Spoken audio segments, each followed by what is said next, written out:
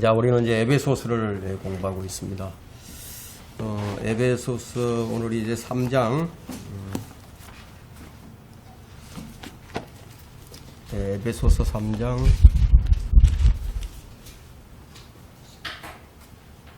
10절부터 할 차례죠. 10절부터요.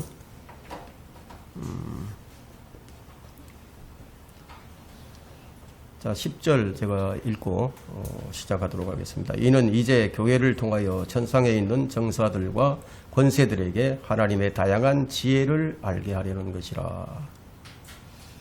9절에 보니까 또 지난 시간 우리가 공부를 했는데 이 신비의 교제가 나오죠. 이 신비의 교제가 무엇인지 모든 사람들에게 알게 하려 하는 것이니 라고 말씀했습니다.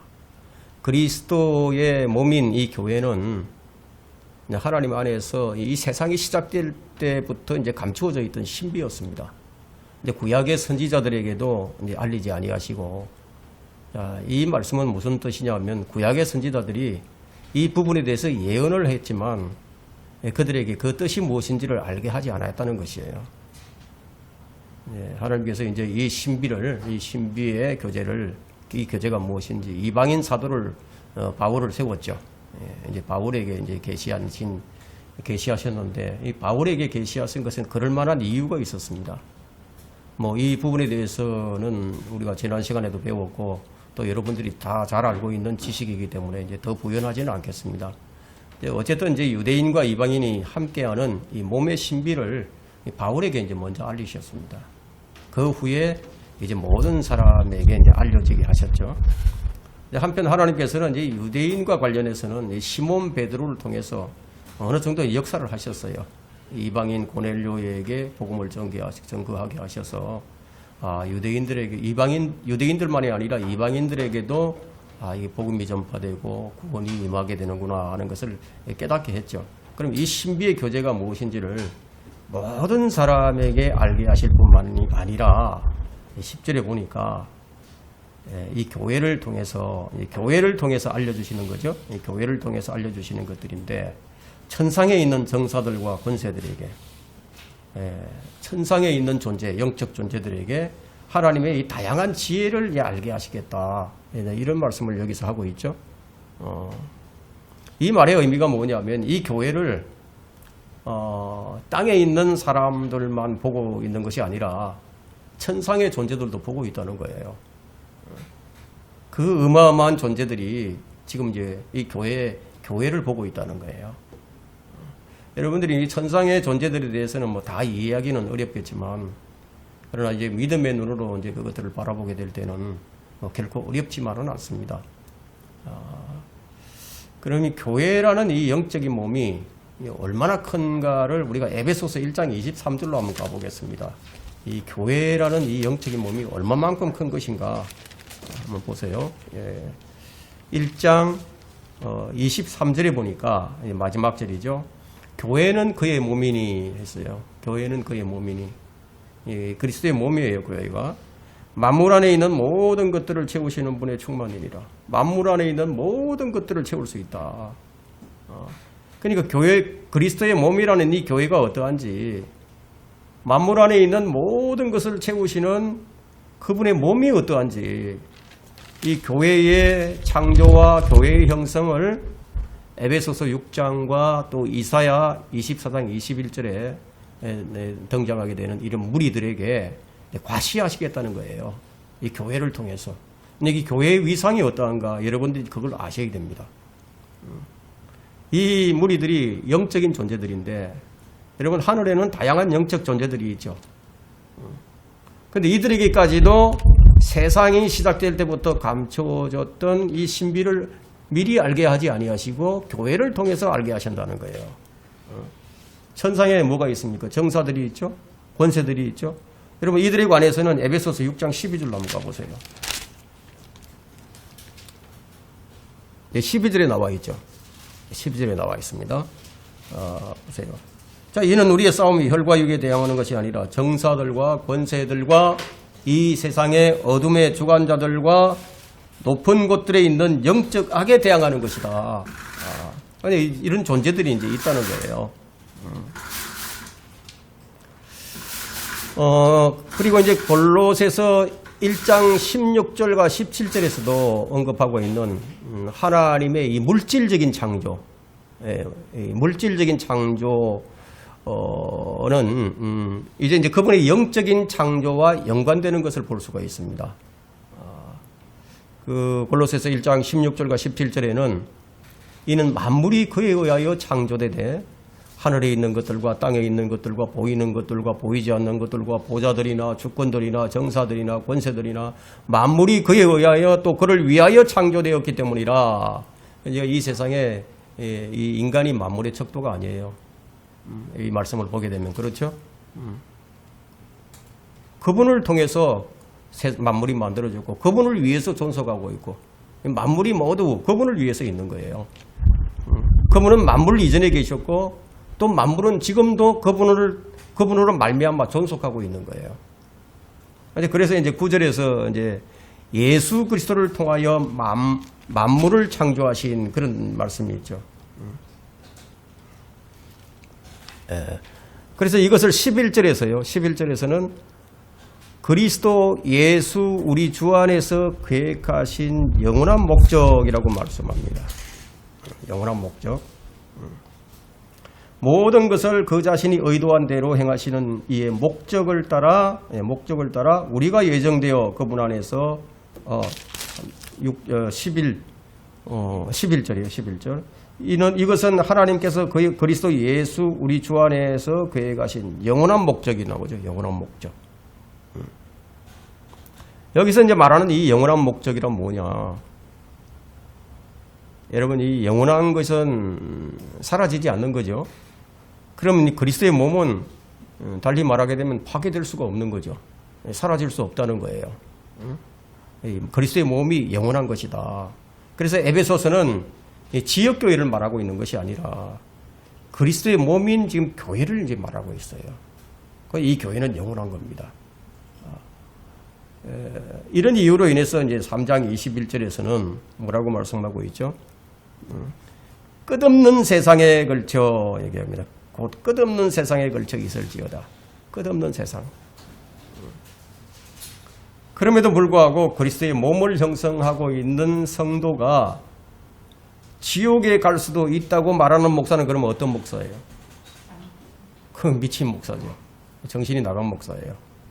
자, 우리의 구원은 이렇게 영원하다는 거예요. 우리는 이러한 믿음을 가지고 그분께로 나아갑니다. 그것을 12절에서 말하고 있죠. 12절 한번 보세요.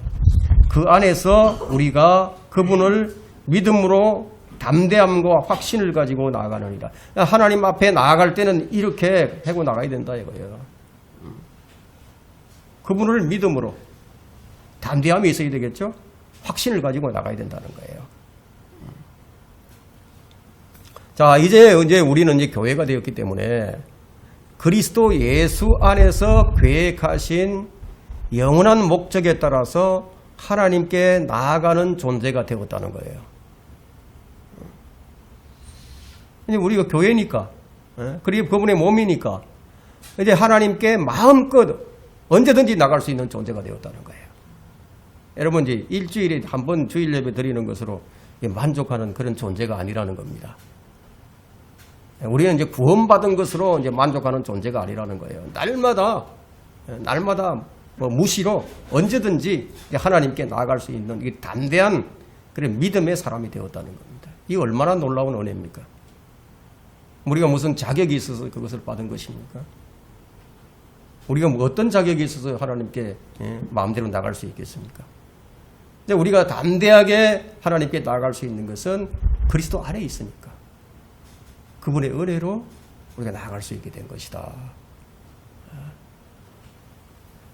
여러분, 이걸 이제 기억을 하시고 성경이 이제 이렇게 말씀하고 있는데도 불구하고 아직도 자신이 구원받았는지 구원받지 못했는지 확실치 못하다면은 그건 정말 심각한 일이 아닐 수가 없습니다. 그리스도의 몸인 교회는 어디에 있습니까? 머리와 붙어 있죠? 교회의 머리와 붙어 있죠? 그럼 그리스도 안에 있다는 거예요. 그래서 그리스도인은 언제나 그리스도 안에서 하나님께 나아가는 거예요. 이 세상뿐만이 아니라 오는 세상에서도 그리스도인은 모든 정사와 권세 그 너머에 하늘의 위엄의 보좌로 나아갈 수 있다는 겁니다.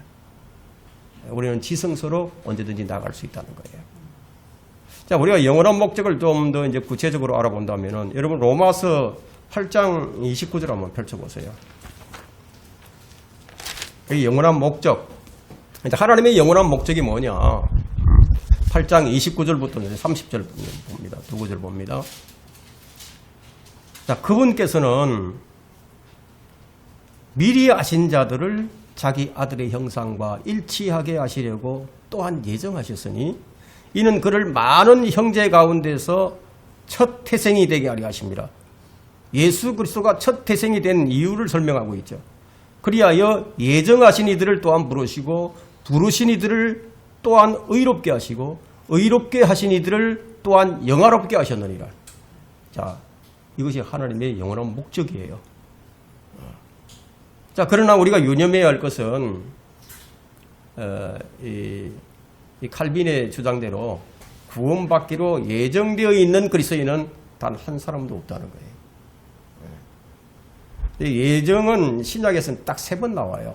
3번 나오는데 여기 방금 읽었던 이제 로마서 8장 29절과 또 에베소서 1장 5절 한번 나오고 또 11절에 이제 한번 나옵니다.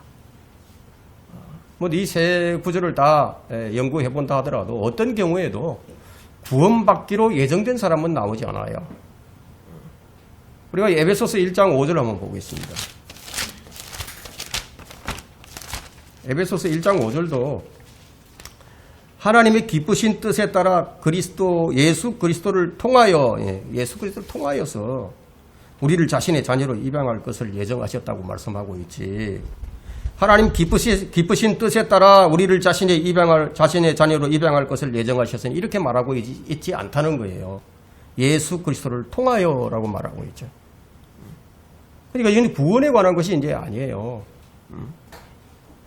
에베소서 1장 5절의 예정은 자녀로 입양할 것에 대한 예정이지 구원에 관한 것이 아니라는 겁니다. 구약에서 구원받은 사람들이 여러분 자녀로 입양되지는 않았어요. 신약에서만 입양이 되는 겁니다. 하나님께서는 그분의 자녀가 되도록 하나님의 아들을 믿는 사람의 운명을 이렇게 정해놓으셨다는 거예요. 어떻게? 그를 믿는 사람들에게, 그를 영접하는 자들에게. 자, 이 구절에서 에베소서 1장 11절과 마찬가지로 하나님께서는 자기 아들과 일치되도록 그리스도인의 운명을 딱 정해놓으셨다는 거예요. 말하자면은 이 두 구절 모두 구원받은 사람에게 관하여 말하고 있는 거예요. 구원받지 못한 사람에 관해서 말하는 게 아니라, 칼빈의 저술과 그의 가르침을 이제 연구를 해보게 되면, 그러니까 칼빈의 선택이죠. 칼빈의 선택. 이 칼빈의 선택을 예정과 동일한 것으로 이제 여김으로써 하나님께서 사람들이 태어나기도 전에 어떤 사람은 영원한 생명으로 또 어떤 사람은 영원한 저주로 미리 정해놓으셨다고 가르쳤다는 사실을 우리가 이제 알게 됩니다. 칼빈이 그렇게 가르쳤습니다. 이게 이제 칼빈의 튤립이죠. 튤립. 5대 강령에 들어있는 이 무조건적인 선택이에요. 무조건 하나님께서 선택해 놓으셨다는 거예요. 자, 이 이론은 누가 만들었느냐 하는 거예요. 근데 가톨릭에서 이제 여러 성인들이 있습니다. 성인으로 추앙하는 자들이 있는데, 어거스틴이 있어요. 어거스틴을 성 어거스틴 이렇게 하면서 추앙을 합니다. 이 어거스틴에 의해서 이 교리가 창안이 된 거예요. 칼빈이 만들어낸 게 아닙니다. 자, 이런 가르침은 이단적인 가르침입니다. 그래서 하나님께서는 창세전에 그리스도 안에 있지도 않는 누구를 갖다가 선택한 적이 없으셨다는 거예요. 그 누구도 구원받는 순간 성령께서 그 사람을 그리스도 안으로 넣으실 때까지는 아무도 그리스도 안에 있지 않다는 사실입니다. 그러니까 이제 어거스틴은 엄청난 이단 교리를 만들어낸 거죠. 그의 저서가 있죠. 거룩한 도서? 하나님의 도성인가? 그런 책이 있잖아요. 거기에는 어떤 것들을 만들었습니까? 거기에는 토끼, 촛불, 묵주, 별게 다 나오죠, 그게. 성경에 없는 것들을 만들어낸 거죠. 그러니까 로마서 8장 29절에서 하나님께서 우리를 구원하신 목적이 지금 개진되고 있는데 이 구절은 신학적으로 말해서 구원의 순서를 지금 개진하고 있는 아주 유명한 구절이 됩니다. 근데 신약교에서 구원의 체계를 공부할 때 가장 적합한 곳이 이제 로마서죠. 로마서는 이제 교리서예요. 신약의 교리서인데. 그래서 로마서야말로 바로 조직 신학이라고, 바울의 조직 신학이라고 할 만한 책이죠. 그래서 로마서 8장 28절에서 보게 되면, 로마서 8장 28절. 아까 우리가 읽진 않았죠. 28절은. 우리가 알거니와 하나님을 사랑하는 자들. 곧 그분의 목적에 따라 부르심을 받은 자들에게는, 그러면 하나님의 목적이 무엇입니까? 그 하나님의 목적이 바로 우리가 29절과 30절에서 이제 개진되고 있죠. 우리가 방금 읽었죠. 그분께서는 미리 하신 자들을 자기 아들의 형상과 일치하게 하시려고. 자, 하나님께서 여러분을 구원하신 목적이 뭐냐? 그걸 지금 여기서 말하고 있는 거예요. 이 구절은 신학적으로 말해서 이 구원의 순서를 개진하고 있습니다. 자, 당신이 이제 하나님을 사랑하고 그분의 계명을 지키며 그분께 순종하는 것은 참 좋은 일인데, 근데 그렇다고 해서 그것이 당신을 구원하신 하나님의 목적이 아니라는 겁니다. 예? 자, 뭐 여러분이 이제 성령으로 충만히 가게 되어서 무슨 일을 이제 한다. 뭐 그런 따위가 하나님께서 여러분을 구원하신 구원의 목적이 아니라는 겁니다. 그럼 구원의 순서를 우리가 보게 되면 미리 하신 자들이라고 하죠. 하나님의 미리 하심이 첫 번째 순서예요. 뭐 택하심이니 예정하심이니 무조건적인 선택이니 하는 따위에 앞서서 뭐가 있느냐? 하나님의 미리 하심이 첫째예요. 미리 하심이 첫째다. 그 다음에 또한 예정하셨으니 했죠. 즉 예정하시면 그 다음에 순서가 되는 거죠. 미리 하심이 첫 번째고 두 번째가 예정하셨다. 이 구절의 문맥을 따르게 되면 하나님의 미리 하심이 아니면은 예정하심이라는 것이 있을 수가 없다는 거죠. 그러니까 여러분이 이제 아셔야 할 것은 칼빈의 무조건적인 선택이나 무조건적인 예정은 어디서 나온 것이냐, 그걸 여러분들이 아셔야 된다는 거예요. 칼빈에게서 나온 게 아닙니다. 어거스틴에게서 나온 겁니다. 성경은 분명하게 그분께서는 미리 하신 자들을 또한 예정하셨으니 라고 말하고 있습니다. 그럼 무엇을 예정하셨다는 것이죠? 그럼 여기서 지금 구원을 예정하셨다고 그렇게 얘기하고 있는가요? 만약 그렇게 가르친다면 이것 역시 이단 교리가 되고 맙니다. 여러분은 구원을 위해서 사전에 예정되어 있던 게 아니에요. 여러분은 구원받은 다음에 예정이 되었다는 겁니다. 그럼 구원받은 다음에 무엇이 예정되었죠? 자기 아들의 형상과 일치하게 하시려고 또한 예정하셨으니. 분명하게 얘기를 하고 있죠. 성경은 이렇게 순서가 있고 모든 것이 자명합니다. 우리를 위해 하나님께서 예정해 놓으신 것은 우리가 구원받자 우리를 그리스도의 형상과 일치하게 하시려는 것이었다는 거예요. 우리에 대한 예정은 우리가 그리스도를 영접할 때 그때 확정이 된다는 겁니다. 여러분이 예수 그리스도를 믿었을 때 이제 두 가지가 확정이 되는데요. 그 하나가 뭐냐면 에베소서 1장에서 언급하듯이 아들로 입양되는 거예요. 아들로. 그리고 또 하나는 뭐냐? 로마서 8장 29절과 같이 그리스도의 형상과 일치하게 되는 거예요. 그래서 이는 그를 많은 형제 가운데 첫 태생이 되게 하려 하십니다. 자, 이제 여러분이 이제 구원을 받고, 여러분은 구원받고 예수 그리스도의 형제가 되었습니다. 형제가 된 거예요. 로마서 8장 15절에서 언급되었듯이, 이제 우리가 구원을 받아 양자되는 영을 받았으므로 하나님의 자녀가 되었죠. 그러니까 하나님의 아들이신 예수 그리스도의 형제가 되는 것은 당연한 이치죠. 그래서 우리는 하나님을 이제 아버지라고 부를 수 있게 된 거예요. 뭐 아무나 그냥 하나님을 아버지라고 이렇게 부르는 게 아니에요. 아들이 영이 있어야 하나님을 아버지라고 부르는 거죠. 그리고 관계가 형성되는 거죠. 그러니까 우리 구주 예수 그리스도께서는 우리를 포함해 가지고 많은 형제들을 이제 갖고 있는 거예요. 많은 형제가 있습니다. 그 형제들이 모두 누구를 통해서 그리스도를 말미암아 구원을 받았다는 거예요. 그분께서 첫 태생입니다. 첫 태생이신 그분께서 우리가 갖고 있지 못한 한 가지 특권을 갖고 계시다면은 그것은 그분께서는 우리와는 다르게 그분이 육체마저도 성령으로 태어나셨다는 사실입니다.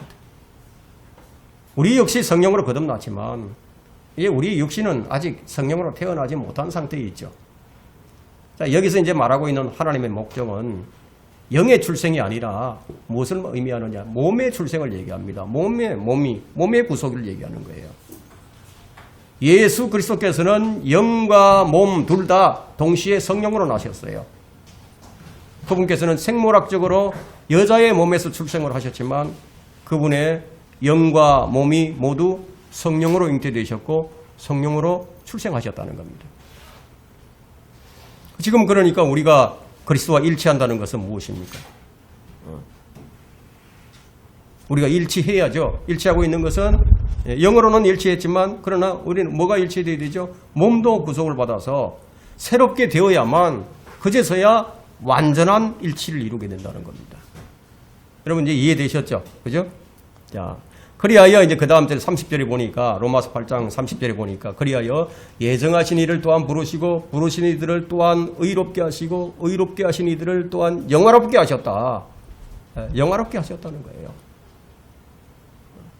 우리는 이미 이제 영적으로는 영화롭게 된 상태에 있어요. 그러나 아직 이제 몸이 영화롭게 되지 못했어요.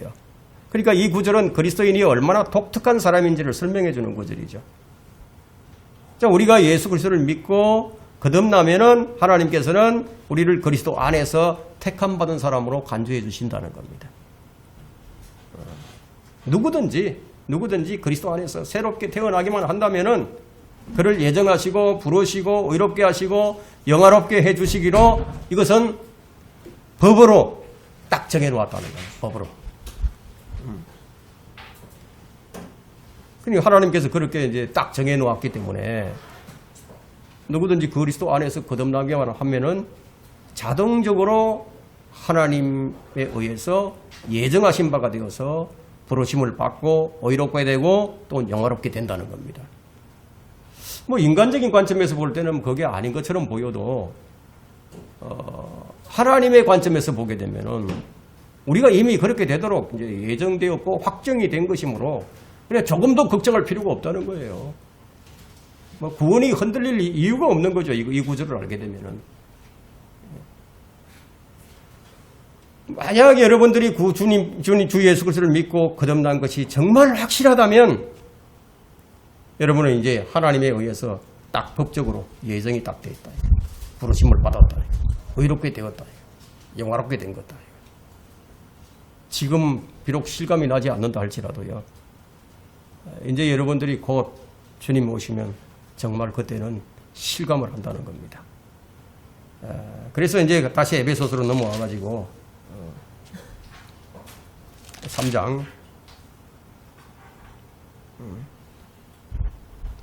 13절은 자 이제 너희가 이런 자들이 되었다. 너희는 이런 존재들이다. 예? 너희가 이러한 위대한 존재들이 되었는데 바울 자신이 지금 받고 있는 그 환난 때문에 너희가 그것 때문에 그렇게 낙심이 되어서야 되겠느냐. 오히려 너희들이 나의 고난에 동참하는 자가 되어야 하지 않겠느냐. 그렇게 지금 이제 얘기를 하는 거죠. 그렇게 하는 것이 너희에게 영광이 된다. 이 점을 지금 설명을 합니다. 13절에. 그러므로 너희가 너희로 인한 나의 환난들, 바울의 환난들 때문에, 나의 환난들 때문에 낙심하지 않기를 내가 바라노라. 그것이 너희의 영광이니라. 바울이 지금 이제 에베소 교인들에게 지금 교회가 무엇인지를 가르치고 있는 거예요. 교회가 뭐냐. 14절을 보세요. 이로 인하여 그렇게 말하고 있죠. 이로 인하여 내가 우리 주 예수 그리스도의 아버지께 무릎을 꿇고 비노니, 이게 바울의 기도입니다. 근데 이로 인하여 여기서 말하고 있는 것은 1절에서 3장 1절에서 이런 까닭에 나 바울은 이것과 좀 유사하죠. 그래서 14절에서 보니까 바울의 기도가 이로 인하여 내가 우리 주 예수 그리스도의 아버지께 무릎을 꿇고 기도하노니, 무릎을 꿇고 비노니, 이렇게 돼. 이렇게 기도하는 이유가 7절부터 13절에서 우리가 이제 발견을 했습니다. 이미 이것은 이방인들 가운데 있는 헤아릴 수 없는 그리스도의 풍요함이에요. 이방인들 가운데 있는 헤아릴 수 없는 그리스도의 풍요함. 이것을 교회를 통해서 이전에 감춰져 있었던 그 신비의 교제를 사람들에게뿐만이 아니라 하늘에 있는 이 영적인 존재들, 정사들이나 권세들, 그들에게까지 하나님의 다양한 지혜를 알게 하려는 것이라는 거예요. 자, 이것이 모두 그리스도 예수 안에 있는, 그리스도 예수 안에서 계획 하신 하나님의 영원한 목적에 따른 것인데, 바울이 여기서 이제 원하고 있는 것은, 그래서 나는 너희가 어떤 상황에 놓인다 하더라도, 내가 감옥에 갇혀서 죽임을 당한다 하더라도 너희는 낙심하지 않기를 바란다. 너희가 이런 존재가 아니냐. 이런 것들로 인해서 내가 너희를 위해서 기도를 한다. 이렇게 지금 이제 얘기를 하는 겁니다. 1절에서 이런 까닭에 나 바울은 너희 이방인들을 위하여 예수 그리스도의 죄수가 되었으니, 자, 1절에서 바울이 죄수가 되어서 지금 감옥에 갇혀 있는 이유를 설명하는 거죠. 그 이유가 뭐냐면 2장 14절부터 22절에서 우리가 이미 발견되었습니다. 하나님께서 유대인과 이방인 이 둘을 하나로 만드셨다는 거예요. 이 신비의 교제예요. 무엇을 통해서? 그리스도의 십자가를 통해서 이렇게 만드셨다는 거예요. 이렇게 한 이유가 뭐냐? 너희를 하나님과 화해하도록 하기 위함이었다는 거예요. 그리스도의 십자가로 원수된 것들을 다 죽이기 위한 것이었다는 거예요. 그래서 이제는 그리스도 예수 안에서 유대인과 이방인의 구분이 없어졌다는 겁니다. 이제는 타국인도 아니고 나그네도 아닌 하나님의 가족이 되었다는 겁니다. 하나님의 가족. 이것이 바로 그리스도의 몸을 이루고 있는 교회예요. 교회. 이 교회는 지역교회를 말하는 게 아니에요. 보이지 않는 그리스도의 영적인 몸이에요. 우주적인 몸이죠.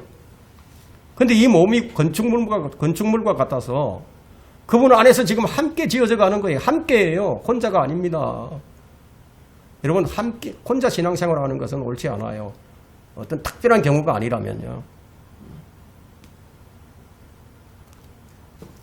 그래서 거룩한 성전으로 지금 자라가고 있습니다. 그리스도 예수 안에서 성령을 통하여 하나님의 거처로 함께 지어져 가고 있느니라. 이런 까닭에 나는 너희를 위하여 죄수가 되었다. 이것을 바울이 지금 강조해서 말을 합니다. 15절 한번 보세요. 그분께서는 하늘이나 땅에 있는 모든 가족이 이름을 부여받았느니라. 모든 가족이 이름을 부여받았다는 거예요. 그러니까 하나님의 가족에 이름이 있는 거죠. 예? 이름이 있는 거예요. 그럼 자유주의자들은 이 구절을 가져다가 하나님께서는 모든 사람의 아버지가 된다고 그렇게 얘기를 합니다. 그래서 이 세상에 있는 모든 사람이 다 그리스도 안에서 형제와 자매라고 주장을 합니다. 예, 그래서 여러분들이 이제 이걸 아셔야 된다는 거예요. 왜 이들이 이렇게 주장을 하느냐? 동성연애를 찬성하고 동성연애자들을 목사로 세우는지 그 이유가 여기서 나오는 거예요. 모두가 다 한 형제고 모두가 다 하나님을 아버지라고 부르고 하나님의 가족이 있다 이게. 그래서 하나님을 모든 사람의 아버지라고 생각한다. 한글 개역판 성경에는 아예 이 가족이라는 이 말 자체를 삭제시켜 버렸습니다. 그래서 뭐라고 얘기하냐면 족속이라고 얘기하면 족속. 가족이 아니라 그냥 족속. 이렇게 변개시켜가지고 하나님을 거듭나지 못한 모두의 아버지로 만들어버렸다는 거예요. 족속하고 이 가족은 다르잖아요. 그죠? 따라서 본문의 모든 가족은 분명히 하나님의 가족입니다. 2장 19절에서 말하는 하나님의 가족을 의미하고 있는 것이지 세상 모든 사람을 의미하는 것이 아니라는 겁니다. 유대인들이나 이방인들이 그리스도의 십자가로 구원을 받아서 하나님과 화해를 하게 되고 하나님의 아들로 입양이 되어서 하나님의 가족이 된 것이라는 겁니다. 모든 시대에서 하나님의 가족이 된 자들이 있어요. 그들은 각 시대에 이제 구원받은 사람들로 구성된 건데 이 가족에는 8부류의 가족이 있습니다. 8부류의 구성원들이 있어요. 성경 전체에서 보여주는 가족 구성원들은 첫 번째는 율법이 있기 전에 구원받은 이방인들의 무리가 있죠. 그 어떤 사람들이 있습니까? 노아도 있고 노아도 있고 또 아담도 있죠. 그죠? 그러면 율법이 이전에 구원받은 그건 이제 율법이 이전에 구원받은 이방인들의 무리가 되는 것이고요. 첫 번째가 그렇고 두 번째는 율법이 있기 전에 구원받은 히브리인들을 얘기합니다. 히브리인들. 그러니까 아브라함, 이삭, 야곱 이런 사람들이 요셉 이런 사람들이 있죠. 자, 세 번째 부류는 율법 하에서 구원받은 유대인들이 있습니다. 항상 이제 유대인하고 이방인하고 좀 구분하는 걸 한번 보세요. 자, 모세로부터 침례인 요한까지죠. 율법 하에서 구원받은 유대인들이 있고요. 그리고 율법 하에서 구원받은 이방인들도 있습니다. 이게 네 번째 이제 부류에 속하죠.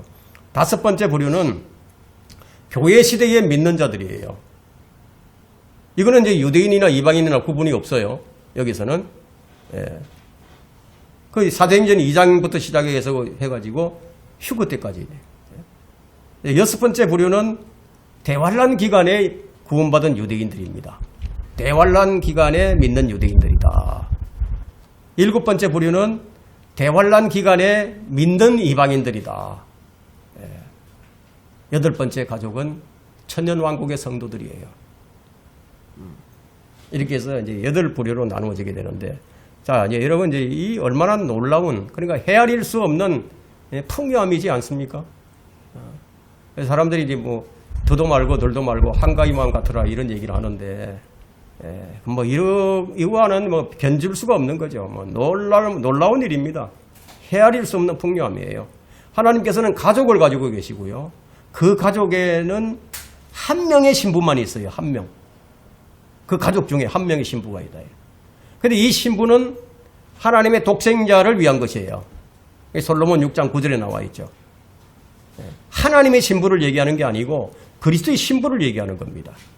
이 신부의 영광에 대해서는 시편 45편 9절로부터 14절에 쭉 설명이 되고 있습니다. 자, 우리는 이제 어린 양의 혼인식에서 이제 이 하나님의 가족들을 모두 보게 될 텐데, 구약의 성도들인 신랑의 친구들도 있어요. 그 이제 신랑의 친구는 뭐 이제 그 율법 하에서 이제 구원받은 성도들이죠. 그 침례인 요한까지죠. 침례인 요한이 신랑의 친구라고 얘기하고 있죠. 구약의 율법 시대 전에 은혜 아래에서 구원을 받은 사람들을 그냥 첩들로 부르고 있고요. 환란 때 휴거된 유대인들인 이 처녀들이 있어요. 처녀들, 열처녀 비유 나오죠. 근데 환란 때 휴거된 이방인들인 손님들도 있어요. 솔로몬 6장 8절에서 나오는데 이렇게 이제 구성이 됩니다. 하나님의 가족의 또 다른 구성원은 천년왕국에서 구원받은 성도들이 있지만 이들은 이제 언제 나타나느냐? 이들은 이제 그리스도의 어린 양의 혼인식에서 나타나는 게 아니고 이들은 재림 이후에 이제 있는 일이기 때문에요. 그 혼인식에는 참여하지 못하게 되죠. 신랑과 신부의 혼인식에 참여하는 사람들은 친구들, 손님들과 처녀들 그리고 첩들인데 이들은 율법 시대 전에 구약 성도들과 율법 시대에 구원받은 유대인들과 이방인들 그리고 환란 때 이방인 성도들, 환란 때 유대인 성도들로 구성이 됩니다. 이들은 이제 시편 45편 여러분들이 한번 찾아보시고 또 솔로몬의 노래 6장 8절로 9절에 이제 나와 있으니까 한번 찾아서 읽어보시기 바랍니다. 계시록 19장 9절에는 그때 그가 내게 말하기를 어린 양의 혼인잔치에 초대된 그들은 복이 있도다. 기록하라 하고 또 내게 말하기를 이것은 애매하고 묵시적이고 비유적이고 상징적인 하나님의 말씀이라고 하더라. 한번 찾아볼까요? 계시록 요것만 찾아보고 이제 오늘 이제 마치도록 하겠습니다. 계시록 19장 9절. 자, 그때 그가 내게 말하기를 어린 양의 혼인잔치에 초대된 그들은 복이 있다. 그러니까 초대되는 사람이 있어요. 초대되는 사람. 주인공이 아니죠. 우리 교회가 주인공입니다. 그런데 초대되는 사람들이 있단 말이에요. 그들도 복이 있다. 기록하라. 하고 또 내게 말하기를 이것들은 참된 하나님의 말씀들이라. 참된 하나님의 말씀이라. 애매한 것이 아니다는 거예요. 묵시적인 것도 아니고 비유적인 것도 아니고 상징적인 것도 아니다. 뭐라고? 하나님의 말씀이라고 얘기하고 있다는 겁니다. 오늘 여기까지 하도록 하겠습니다.